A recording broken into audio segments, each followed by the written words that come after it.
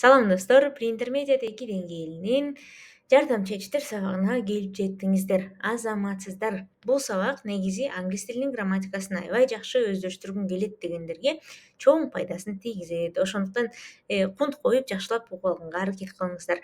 Сиздер менен баягыдай эле Окутул English, менин атым Муна. Кеттик анда сабакты баштадык. Бүгүн албетте жардамчы этиштер жөнүндө сөз кылып аткандыктан жалпы этиштер темасына бир кайтып барабыз. Эсиңиздерде болсо, англис тилиндеги этиштерди эки чоң топко бөлөт болчубуз. Негизги этиштер жана жардамчы этиштер. Негизги этиштер булар кыймыл аракетти билдирген, өз алдынча толук мааниси бар болгон этиштер. Мисалы, туран, чуркоо, to sleep, уктоо, to sit, отуруу деген. Буларды укканда биз сөзсүз түрдө бир кыймыл аракетти, так бир кыймыл аракетти элестетебиз. Ал эми жардамчы этиштер болсо, өз алдынча толук мааниси жок, бирок грамматикалык ролу бар этиштер экен. Мисалы, to do дегенди кылуу, to be болуу, to have бир нерсеси бар дегенди түшүндүрөт. Булар дайыма башка бир сөздөрдүн, башка бир этиштердин жанында жүрөт. Ошондуктан баягы грамматикалык ролу бар деп айтат экенбиз. Дал ошол себептен биз буларды өзүнчө сабак кылып өтүп атабыз. Анткени албетте мындай так кыймыл аракетти билдирген этиштерди түшүнүү оңой, ал эми грамматикалык ролу бар этиштерди түшүнүү бир аз татаалыраак келет. Дал ошондуктан жаңы көз карашта, жаңы перспективада өзүнчө тема кылып өтүп атабыз достор. Жалпы англис тилиндеги ошол жардамчы этиштердин катарына биз to be, to do, to have'ти кошот экенбиз. Модалдык этиштерди эске албаганда, алар дагы жардамчы этиш болуп эсептелинет. To be, to do, to have өзү албетте негизги этиш катары деле колдонулат. Мисалы, I am a doctor деген жерде мен дарыгермин деп to be этиши бизге кесипти айтканга жардам берди. Же I do the housework деген жерде мен үй жумушун кылам деп to do этиши кылуу деп баягы негизги этиш катары колдонулду. Же I have a family дегенде менин үй бүлөм бар, бир нерсем бар, бир нерсем жок деген негизги маанисинде колдонулду. Бирок бүгүн биз сиздер менен булардын жардамчы этиш катары ролуна көңүл бурат экенбиз. Себеп дегенде алар англис тилинде негизги этиш катары колдонулгандан да көп колдонулат экен. Мисалы, to be этиши жардамчы этиш катары I am working, мен иштеп атам деген жерде болуу деген маанисинен алыс эле жатам деген башка жардамчы сөзгө өтүп кетти. Же do you cook, тамак жасайсыңбы деген жерде деле do дегендин кылуу деген мааниси жок, суроолуу сүйлөм түзгөнгө жардам берди. Ошондой эле I have finished деген сүйлөмдө мен бүтүрдүм дейт. Менде бар, менде жок деген мааниси жок баягы have'дин. Башкача айтканда, өздөрүнүн негизги этиштик маанисин жоготуп, булар грамматикалык ролду ойноп калды, грамматикалык мааниси пайда болду. Дал ошол себептен булардын жардамчы этиш катары ролун билип алган өтө маанилүү. Бүгүнкү сабакта өзгөчө to be менен to do'га көңүл бурабыз. Анткени to have жардамчы этиши перфекттик чактарда келет сиздерге. Ошон үчүн бүгүнчө эки этишти эле карайбыз. To be менен to do'ну. To be, to do, to have үчөөнүн тең модалдык этиштер менен кошо маалыматты атайын PDF колдонмого чогултканбыз. Ал видеонун астында берилген достор. Барып өзүңүздөргө жүктөп карап алсаңыздар болот. Кеттик анда ошол жардамчы этиштер темасын уланталы. Негизи жардамчы этиштер англис тилинде эле бар деген ой жаңылыш. Кыргыз тилинде деле жардамчы этиштер, жардамчы сөздөр бар экен. Мисалы, I am cleaning my room деген сүйлөмдү кыргыз тилине которсок, бөлмөмдү тазалап атам деп которулду. Кыргыз тилинде деле жатуу деген жардамчы этиш бар. Кылып атам, жаттап атам, жазып атам деген учурда колдонулат. Же did you work at school деген суроолуу сүйлөмдө didге окшоп эле мектепте иштедиң беле деген жардамчы сөз бар. Өзүнчө турганда мааниси жок, бирок ал суроолуу сүйлөм түзгөндө өтө керек сөз. Дал ошондой эле кыргыз тилинде жардамчы сөздөр кандай мааниге ээ болсо, англис тилинде деле ошондой мааниге ээ экен. Мүмкүн дагы көбүрөөк десек болот. Себеп дегенде англис тилинде жардамчы этишсиз дээрлик сүйлөм түзүлбөйт. Жардамчы этиштердин грамматикада ролу аябай чоң. Сабактын башынан бери айтып атабыз. Буларды сөздөрдү бириктирген желим деп эсептесеңиздер болот. Мисалы, сен баруу мектеп деген үч сөздү бириктирип туруп сүйлөм түзөм десеңиздер, суроолуу сүйлөм түзөм десек, мисалы, you to go school деген үч сөздү алдык. Ал үчүн биз do you go to school деп жардамчы этишти колдонуп түзөт экенбиз. Сен мектепке барасыңбы деп кыргыз тилинде сыңбы деген мүчөнү улагандай, англис тилинде дагы жардамчы этиш керек экен. Жардамчы этиштер дайыма негизги этиштин астына коюлат экен. Анан жакка, чакка, санга карата формасын өзгөртө алат экен. Байкаганыңыздардай, булардын ролдору өтө чоң, көп учурда сүйлөм түзгөнгө жардам берет экен. Ошондуктан алардын аткарган кызматтарын билип алуу өтө маанилүү экен достор. Алар англис тилинде жардамчы этиштер 4 чоң кызматты аткарат экен, 4 маанилүү кызматты аткарат экен. Эң биринчиси сүйлөмдү терс формага айлантканга жардам берет экен. Сүйлөмдүн суроолуу формасын түзгөнгө жардам берет экен экинчи. Үчүнчү жакты көрсөтөт экен, ал эми төртүнчүсү болсо чакты көрсөткөнгө дагы жардам берет экен. Азыр ар бир кызматына, ар бир функциясына өз-өзүнчө токтолобуз. Кеттик анда биринчисинен баштайлы. Жардамчы этиштер бизге сүйлөмдү терс формага айлантканга керектелет экен. Мисалы, not терс бөлүкчөсү менен биригип туруп терс формага коет экенбиз. Мисалы, I teach, мен үйрөтөм деген сүйлөмдү ала турган болсок, мен сабак берем деген, андан терс форма жасаш үчүн биз teach негизги этиштин астына do жардамчы этиш менен not терс бөлүкчөсүн коет экенбиз. Мен үйрөтпөйм, I do not teach деп айтат экенбиз. Байкаганыңыздардай, do жардамчы этиши бизге керек болду. Мисалдарды карап туруп бышыктап алалы. He is not living here. Ал бул жерде жашап аткан жок дейт. Бул жерде дагы live деген негизги этиштин астында is to be этиши not терс бөлүкчөсү менен коюлду. Же she doesn't like pizza. Ал пиццаны жактырбайт деп. She likes pizza деген жай сүйлөмдөн she doesn't like pizza деген терс сүйлөм жасалды. Бул жерде дагы to do not менен кошо жүрдү, негизги этиштин астына кошуп. Бул негизи терс формага айлантуу менен албетте таанышсыздар. Буга чейинки жөнөкөй чактарда таанышканбыз. Кааласаңыздар бул шилтеме аркылуу өтүп туруп барып көрүп келсеңиздер болот. Биз болсо жардамчы этиштердин экинчи функциясына өтөбүз.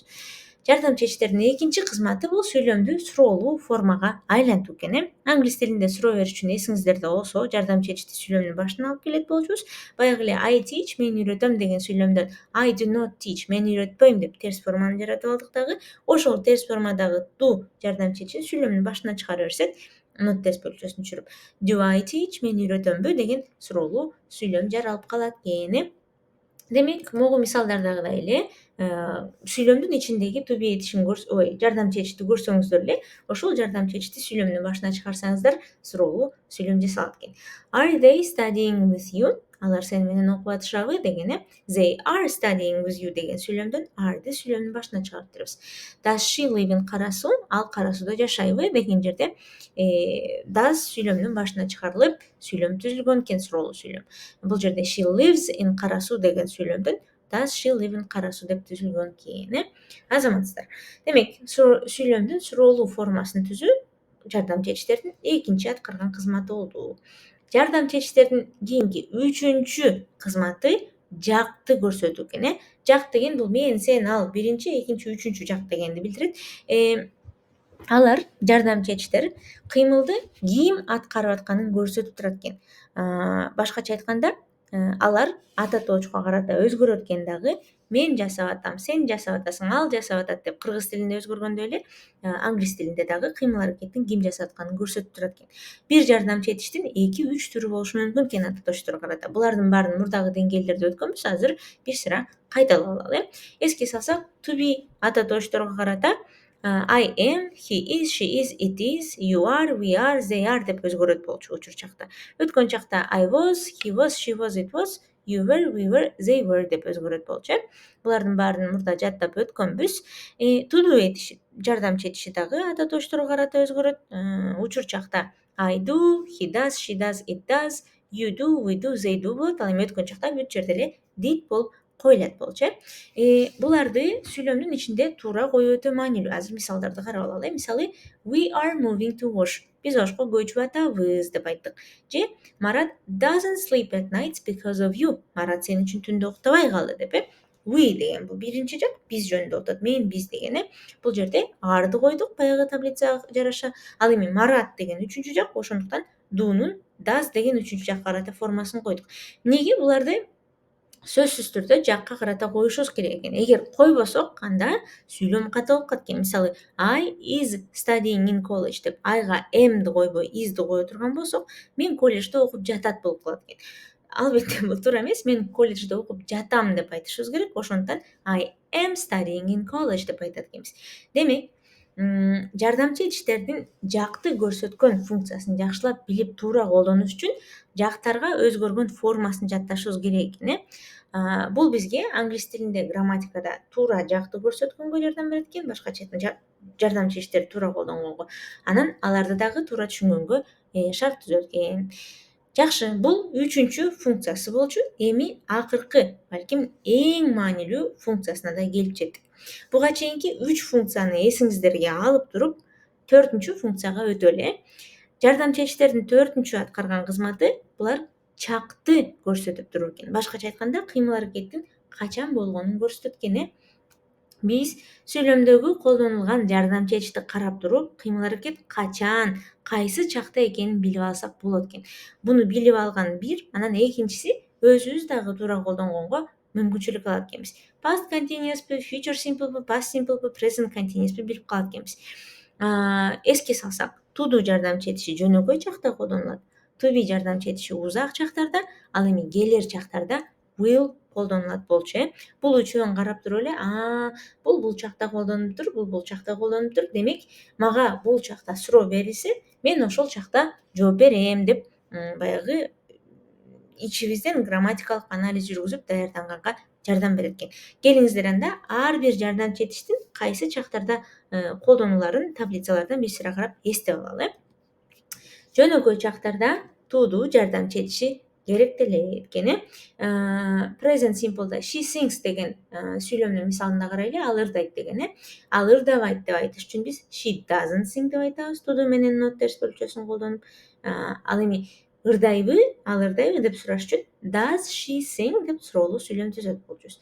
Past simple'да экенин билиш үчүн биз ошол does деген этиштин ордуна эле did'ти коебуз бүт жака. Мисалы, she sang, ал ырдады деген жерге she didn't sing, ал ырдаган жок. Же did she sing, ал ырдадыбы деп өткөн чакта сурадык. Демек, тексттерден же күнүмдүк баарлашуудан сиздерге did менен суроо сурап жатса, демек, past simple'да суроо сурап атыптыр. Мен да past simple'да жооп берейин деп did'ти колдонуп жооп бересиздер. Тескерисинче, does, do'ну колдонуп сиздерге учур чакта суроо берип атса, учур чакта баарлашуу жүрүп атса, демек сиздер дагы do, does'ты колдонуп туруп учур чакта жооп бергенге аракет кылат экенсиздер. Азаматсыздар, эстеп алдык. To do жардамчы этиши жөнөкөй чактарда сүйлөм түзгөнгө жардам берет экен. Узак чактарда болсо to be этиши керектелет экен.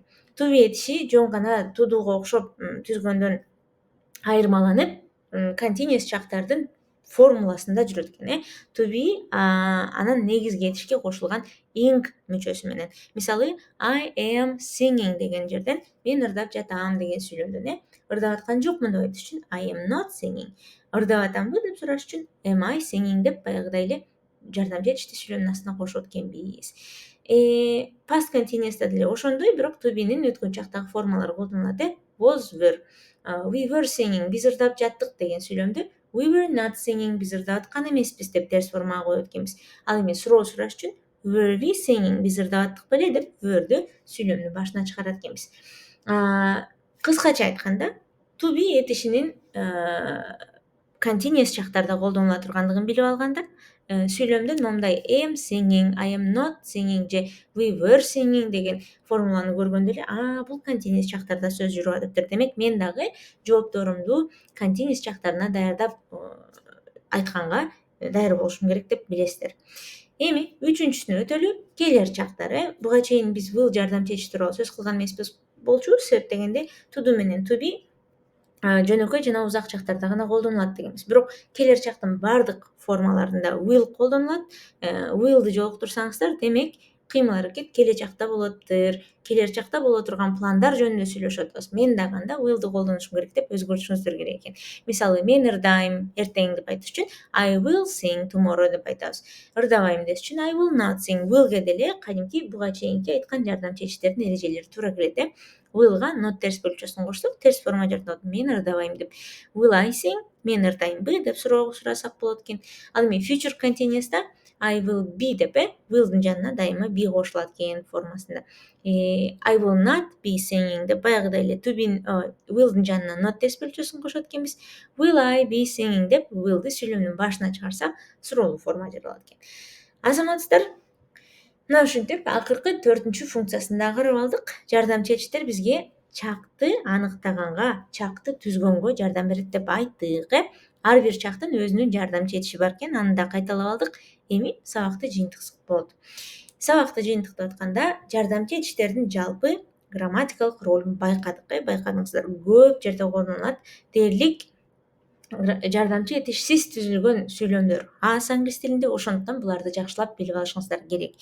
Кааласаңыздар буга чейинки деңгээлдердеги чактардын сабактарына барып өзүнчө кайталап келсеңиздер болот, же жалпысынан бул сабак ошолордун баарын жыйынтыктаганга жардам берди деген ишеничтебиз. Бул сабакта пайдалуу болду деп келиңиздер кайталап алалы. Жардамчы этиштер бизге сүйлөмдү терс формага айлантканга жардам берет экен, суроолуу форманы түзгөнгө жардам берет экен, жакты көрсөтөт экен жана кыймылдын качан болгонун көрсөтөт экен.